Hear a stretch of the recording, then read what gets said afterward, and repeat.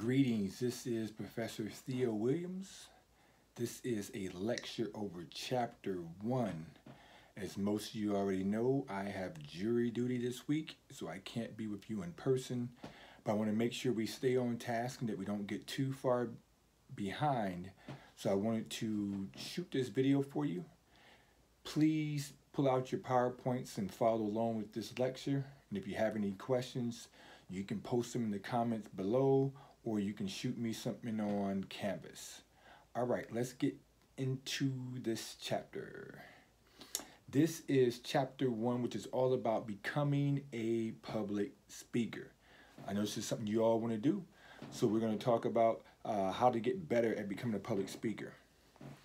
The first slide you see, I guarantee you will not be on the exam, but it is very helpful information. It just gives you some insights into some of the many things that you can utilize your skills to becoming a better public speaker. For example, some people may ask in a certain class, when will I ever use this information again?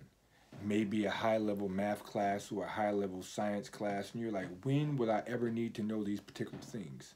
But what's cool about communication is these skills that you will hopefully develop can be used in all walks of life, in all your areas. So here are just a few things that you can utilize these skills for. One, it's a vital life skill, which means it's something that you can take outside the classroom. I want you to study, I want you to read the book, I want you to get well versed with the terminology. But what I'm hoping is that you can apply these things. It's a life skill. It's going to help you in your relationships. It's going to help you with your working career. It's going to help you in all facets of your life. Number 2, it's practical and transferable knowledge. What that means is it's knowledge that can be utilized across different disciplines. It's not just for, like I said, it's not just for the classroom. You can use it when you talk to people in the dorm. You can use it in dating relationships. You can use it when it comes to getting the job, getting the promotion. So it's not just some meaningful or meaningless information that you're going to learn. This is some knowledge that you're going to obtain that you can transfer into other walks of life. It's going to help you find new opportunities for engagement. What does this mean? Most people, if they're honest, they don't really enjoy public speaking. And since they don't enjoy public speaking, they don't really look for a lot of opportunities to actually speak in public. Maybe they're shy, maybe they lack the confidence. Well, as you get more competent and more confident as a public speaker, it's going to compel you to look for other opportunities to actually go out and showcase your skills. It's going to build on familiar skills. What this means is, for example, let's talk about verbal communication, speaking. How many of you have been speaking all your lives? A lot of you. How many of you have written before? A lot of you. How many of you use gestures? A lot of you. So a lot of things you're going to be learning in this class aren't just some new concepts. What we're also going to learn is how to build on the concepts that we already know, how to improve on the skills that we already know, like speaking, like writing, like our body language. We're going to build upon those things. Another one is, I hope you develop an effective oral style, your own unique voice. That's one thing I strive to do as a speaker. There's certain things I may say over and over. There's a certain style, a certain rhythm I may speak with. Maybe it's with my body language. All those things that I develop my own unique style. Hopefully you're going to become an inclusive speaker. What this means is when we speak, the words that we utilize should not exclude, should not alienate, should not isolate, should not cause division. But these words should build up people, should invite people in, that it should promote unity, it should promote camaraderie and solidarity. And so we want to make sure that when we speak in a way that where we don't exclude others. And finally, public speaking is a form of communication. So we're not just talking about speaking in general conversation. We're talking about the art form of getting in front of an audience and speaking. That's a viable form, and we're losing that form because of technology. And technology is great. I love changing technology, but it seems the more we get more digital, we become less and less face-to-face. And so we want to make sure that we don't lose that art of public speaking. All right, so I'm going to be going through these slides a little bit more quickly than I would if I was there, because I would be able to ask you some questions and interact with you as an audience. But since I'm not there, I'm going to kind of just go from slide to slide. The next slide, the next section we're going to talk about are the shared elements of communication. What is vital about this is it lets us know that communication does not take place like this. It is not a singular event. It is not like a one dot. It is multiple dots strung together that come together to make communication. So whenever you have poor communication or whenever you have miscommunication, we're normally not saying that there's this one thing that we messed up on. What we're saying is, here's this process that's made up of all these elements, and now we need to determine which elements do we need to work on better. And so let's talk about some of those elements. The first two are the source and the receiver. The source is whoever originates the message. I think it's important for us to realize that no message creates itself. Every message begins with a source, also known as the sender. All right? And what the sender or the source does is their job to encode the message, So what does encoding mean? Encoding simply means we take this message. So maybe I know a lot about communication. Right now we're talking about speech communication. And it's my job to package this message, to communicate in such a way that you can best understand it. So I have to encode the message. I have to make the message more understandable, more palatable. And so I think about when I was growing up and I couldn't really get with broccoli. I wasn't a big broccoli fan. Especially the way my mother maybe cooked it early on, just regular broccoli with some salt and pepper. I remember one time I went over to my aunt's house and she made broccoli, but it had the butter, the salt and pepper, and it had the melted cheese on top. And all of a sudden I ate it, and it was some of the best broccoli ever. In essence, what she did was she encoded the broccoli. She made the broccoli, which was the message, more understandable, more enjoyable, more interesting by packaging it, by preparing it in such a way that me, as the receiver, I could best receive that. So all great speakers should master the art of encoding. We should know how to encode messages. Now, once you have a source and they initiate this process where they're sending a message, there's going to likely be a receiver. This is the person who's going to get the message. Now, it used to be that when we thought about communication in terms of that transaction between sender and receiver, they used to give the analogy of baseball. There's a pitcher who is the sender or the source throwing the baseball, which is the message, and then that message is received by, it could be the catcher or the batter. Well, the more we learn about communication, we're going to realize it's less like baseball, and in a lot of ways it's more like tennis. With tennis, you do have an initial person who serves the ball and a person who receives the ball. But as soon as the person receives the ball and they hit the ball off their racket, they cease being the receiver, and now all of a sudden they become the sender. And then they get to send the message. And then the other person, as soon as they hit the racket, they cease being the sender and they become the receiver. So this is back and forth that goes along. And that's more accurate how communication is. Even as a professor, if I'm in class, I may be the chief speaker and you may be the chief listener, but you're still sending me messages by nodding your head, taking notes, raising your hand. So it's still going back and forth. So it's important that we see that this relationship, this transaction of messages between sender and receiver isn't just one way, but it goes both ways. So we already talked about the message. The message is the content, the code, what's being sent. All right? The channel may be a new one for you. The channel is the medium by which the message is delivered. In other words, how do you get the message from point A to point B? Right now, there's several channels. I'm speaking verbally, so the message is traveling through my vocal cords, through the ears, to your ears. But now, because of technology, the medium is also this iPhone that I'm using. I wanted to use my video camera. I realized I didn't have a plug for it, so I'm trying this iPhone, so I hope it works out well. And that's how the message is getting from me to you. And then I'm going to upload this via YouTube. YouTube becomes a medium. And then you're going to eventually see it on via Canvas. That becomes a medium. So anyway the message gets from me to you or from you to me, that's the medium. And I think it's important, or in this case, the channel. The channel is the medium. It's both ways of saying it. Mediums is a mode of communication. A channel is also. But for this particular exam and for this chapter, we're calling it the channel. And what's important about channels or mediums is we need to realize that not all messages go well over all channels. Certain messages are better said face to face. Some you may feel more comfortable or maybe more appropriate via writing, via text, via social media, via phone call.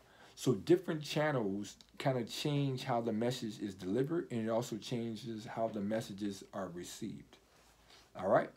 Another one that you may not have considered before is context. This is so important when it comes to communication. I think it's something that we neglect a lot. We don't often take in consideration context. Context is the circumstances that surrounds the whole communication. It could be something like who's saying it, what's the relationship between the sender and the receiver. It could be what's the time of day, what's the location. All of those things changes the message, or maybe it changes the way the message is perceived. There are certain messages that if you read on a piece of paper, it may mean one thing at one time. It may mean something at a different time. It may mean something different depending upon who delivered it. It means something different depending upon who received it. And so it depends upon lots of factors. That's context. We can't just take messages out of context. This is something that we think about from a Christian and biblical standpoint. There's certain scriptures that we can't just lift out of the Bible. We need to read those scriptures within context, because outside of context, we can interpret it a certain way. But once we know the context, who was it written to? When was it written? What did they mean? All those things can change how we interpret that message. So far on this slide, we've covered the source, who's also the sender, who encodes the message. I just realized I forgot to tell you, so the receiver receives the message, and what they have to do is the opposite of encoding. They decode the message, and the easiest way to remember this is, you know, if you ever saw Orphan Annie back in the days, it was way before your time, or one of my favorite movies, The Christmas Story, he had a decoder ring. Or if you see certain spy movies, they're having to decrypt the message. They have to decode the message. This is the speaker's way. First, the speaker encodes, and then what the receiver has to do is unpack it, make sense of, interpret. And so they have to figure out what was the speaker really saying. So when you unpack, when you interpret, when you break down, when you make sense of the message, you are decoding the message. Then we talked about the message, which is the content itself. The channel, which is the medium by which the message travels to get from point A to point B. And then we talked about the context. This is anything surrounding, circumstances surrounding the communication. All right, so we're almost done with this process. Another element is feedback. What I really appreciate about feedback is this. I always tell people that it's impossible to withhold feedback. If you say to yourself, I'm not going to clap when the person finishes speaking. I'm going to sit here and remain silent. That's feedback. Your silence is communicating something. When you cross your arms, you're communicating something. When you raise your voice, certain mannerisms we may do, facial expressions, all those things are feedback. It is impossible to not give feedback. Even when we just say, la, la, la, I'm not listening, that's feedback. When we turn our back on someone and walk away, that's feedback. Everything we do is feedback, so it's important that we realize what type of feedback are we giving. Is the feedback that we're giving intentional? Are we cognizant of it? Or Is it something that we're doing involuntarily and we don't even know that we're giving this type of feedback? So it's important that we recognize that feedback is always taking place. This is the audience's response to the message. Any response. Boo, clap, fall asleep, get up, walk away, all that is feedback. One of my favorite ones is shared meaning. This is this mutual understanding of the message between individuals. This shouldn't be confused with, say, like if I'm speaking English and someone else is speaking Spanish, that means we don't have a shared meaning because we're speaking two different languages. Shared meaning is almost like an inside language, an inside, almost like, you ever heard like an inside joke or inside story? So you and your best friend, you can give each other a particular look and you know what that look means, and other people are kind of lost. You could say a particular thing and someone will start laughing and other people don't get the joke. It's because you have shared meaning. It means because of our relationship, because of this mutual understanding, I can say something or you can say something, or we can communicate something with our body language and we'll get it. Not just simply because we both speak English, but because we both speak this hidden language that's kind of between us, based upon our relationship, our shared experience, and things of that nature. And so, like, my wife and I, we have lots of shared meaning where we can just say something and then we'll get it, and the other people around us may not get it. And so, shared meaning, I think, is important because you want to establish that shared meaning with your audience if possible. Two more things. Noise. Noise is anything that distracts from the communication process. So noise is obviously right now, say if someone was to start banging on my office door, I'm at home, but I have an office at home. If my wife was to come down right now and bang on the door, that would be noise. But noise doesn't necessarily have to be a bad thing. It could be something good. My wife is a beautiful singer. She has a beautiful voice, excellent singer. I would never say her voice or her singing is noise. However, since I'm shooting this video, if she was to start singing in the background right now, that would be noise because it would distract me. And it would possibly distract you. So noise isn't necessarily good or bad in and of itself. Noise becomes noise when it distracts the communication, when it disrupts this message that's being sent between sender and receiver.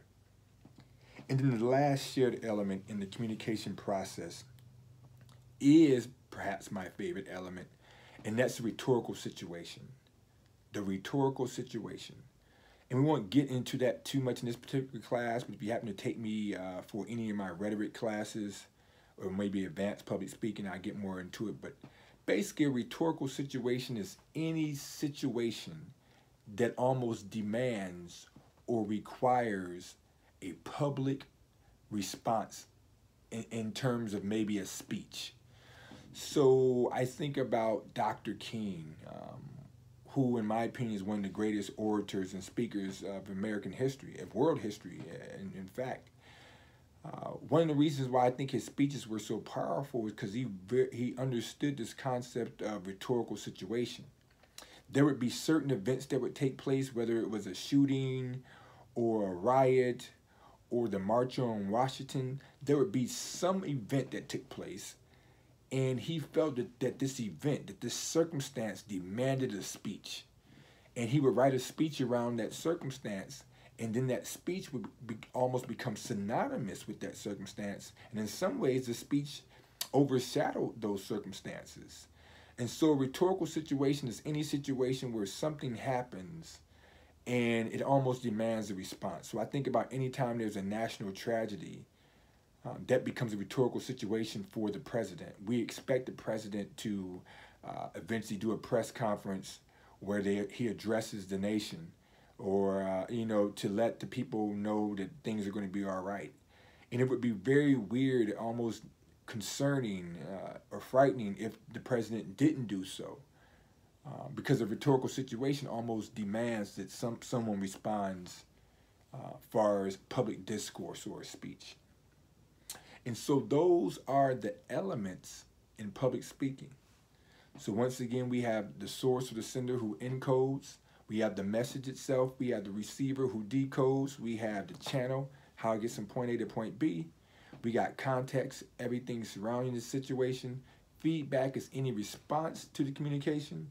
Shared meaning is this insider type information we share, this mutual understanding. Noise is anything that distracts from the communication process. And the rhetorical situation is a circumstance that necessitates, commands, demands the appropriate speech at that time. All right, we've arrived to the final slide. We're going to learn a little history of public speaking, specifically rhetoric, which is the art of persuasive public speaking. And it can be public speaking and public discourse in general also. So we're going to talk about the 5 canons of rhetoric. These are kind of 5 principles of how you should put together a speech. What should be your purpose? What should be your goals? What are some things you should take into consideration whenever you're engaging in public speaking? The 5 canons of rhetoric. Canon number 1 is invention. This is when you're starting to initially put the speech together and you're bringing in all the elements. But one thing you're specifically doing is you're utilizing everything that's at your disposal in order to craft the best speech, in order to be persuasive. And so for me, what that normally means is I'm going to utilize something creative. Maybe it's spoken word, maybe it's some type of creative analogies or stories. I'm going to utilize my rhythmic speaking. I'm going to utilize my body language, using my hands and body. I may utilize PowerPoint. I may utilize sense of humor, telling some jokes. In other words, I'm gonna look around and say, what could I use right now to make this speech the best speech ever? What elements can I introduce to make this the most persuasive speech ever? That's invention. When you are pulling in all the resources, all your skills, all the things that you have at your disposal to craft the best speech. Arrangement is how you organize your speech. This is also important. You can have a lot of great things to say, but how you say it, what order you say it in is going to be important. Think about the times when you've tried to persuade your parents to do something for you, or maybe if you're in a dating situation, you want to convince this person to go out on a date with you. You just couldn't go up and just say whatever you want to say. You had to be strategic. You had to figure out, okay, first I'm going to say this, then I'm going to do this action, and I'm going to follow it up with this other thing. That's arrangement. That's saying that you've given some thought, some strategy to how you are organizing your speech, how you're organizing your arguments, how you're organizing your persuasive messages. You can't just take main points and throw them out in any order. You can't just say, well, it's all good. I'll just say whatever I want to say, how I want to say it. No, you got to have some wisdom. You got to have some strategy. You got to figure out what goes first, what to say next, what to put in the middle. All those things are arrangement. Style. Style is the way we use language to express ourselves. Going back to Dr. King, he had a very unique style. He had a southern drawl. He would drawl his words like, I have a dream today.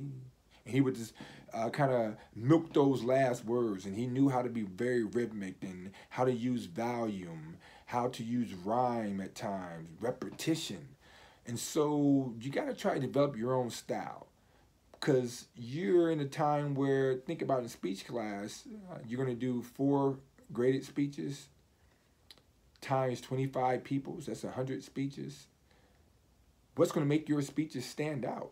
What's going to make it so we remember your speeches? It's going to be the fact you develop a unique style. You don't want to blend in with everyone else. You don't want a bland speech. You don't want a cookie cutter speech. You want something unique that's going to stand out. Then you have delivery, and it kind of goes to what we were talking about with that style.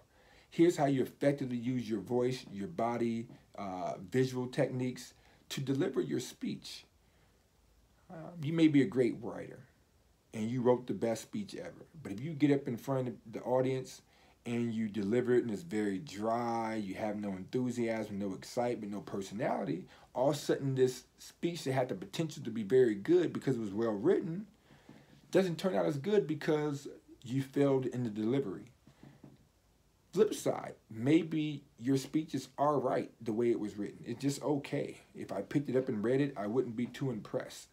But maybe you get up there and you deliver it with so much passion, so much enthusiasm, so much emotion that it connects with your audience, and all of a sudden this speech that could have had the potential to just be mediocre can turn great because of your delivery. And so I want you to keep in mind that writing a good speech is half the battle, but how you deliver that speech is going to be the other half. So you got to practice, you got to be prepared, you got to bring the heat, you got to bring all your energy. And then finally is memory. This is the role that recall plays in this process. Originally, it would be the fact that speakers would often try to memorize their speeches because it came across as more impressive. And so if you had your speech memorized, it just shows you prepped, that you prepared. It kind of shows that you're confident, that you know your stuff. And so it deals with that portion as far as our ability as a speaker to recall the information, but also included that it should deal with the receiver. Do we present the type of speech that's going to promote recall on the receiver's behalf? Is our speech going to be memorable? Or will they forget it as soon as they walk out of the door? What's going to make it so decades from now, they look at your speech the way we look at Dr. King's I Have a Dream speech? And so I think it's going to be important that we make sure we don't just write a good speech, but that we deliver it, that we execute in such a way that makes it so that memory is going to be there.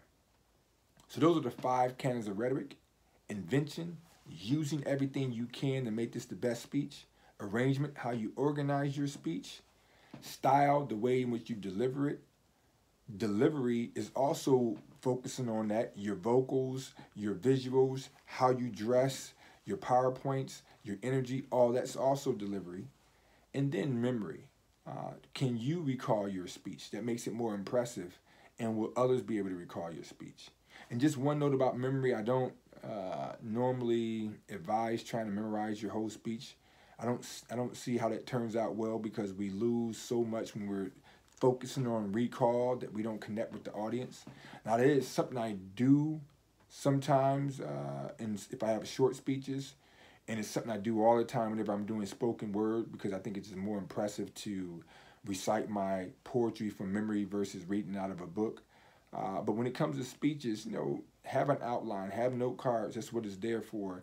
Don't waste too much time trying to memorize everything when that time can be utilized prepping and practicing on your delivery and things of that nature. All right. Once again, this has been Professor Theo Williams for this review or presentation on Chapter 1. And so hopefully you've had the opportunity to go through this and go through your notes. And if you have any questions, like I say, you can leave it in the comments below, or you can shoot me a comment or a question on Canvas, or you can just wait till we see each other in class, which hopefully will be Wednesday. Hopefully, keep that in prayer. I miss you all, even though I haven't even met some of you just yet. We've only met once. But I still do miss you. I wish I was in class.